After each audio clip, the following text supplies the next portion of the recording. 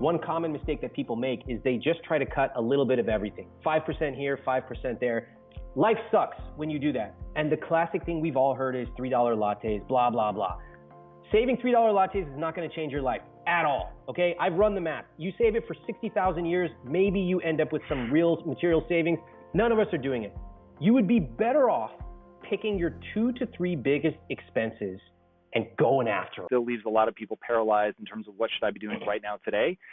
So how do you think about this? How does your normal advice compare to what you're advising people to do now in the midst of what's going on? I have definitely made some changes in my financial advice.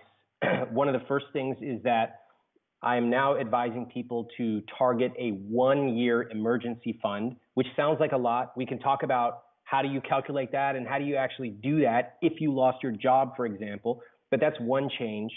Another thing that I've really been talking to people about is the psychological mindset of how to take action right now. And, there's a little framework that I've been sharing with people, which is step 1 is you have to accept reality. And that means that, for example, if you're a waiter, your job's not coming back for a long time. And we have to just accept that that is the case. That's really painful because culturally, most of us are optimistic. We want to go west. We think that everything's going to work out. All of our movies end with 2 people walking off in the sunset.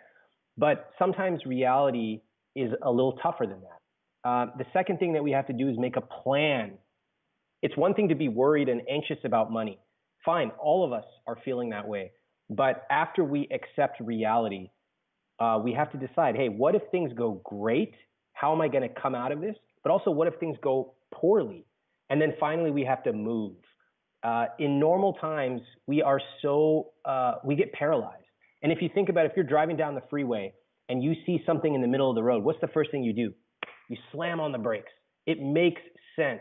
But in a time like this, in a crisis, that's actually the last thing that you want to do. You don't want to freeze. What do you mean when you say slam on the brakes in this? You're saying just don't stop thinking, don't stop processing, opening bills, moving forward, making a plan? Correct. Because you see what happens is most of us freeze. We don't know what's going to happen. We wait for the government to tell us. We wait for our boss to tell us. We wait for everyone around us to tell us what's going to happen, and we delegate our own authority. Now, hopefully they know, but I think reality has shown that they don't.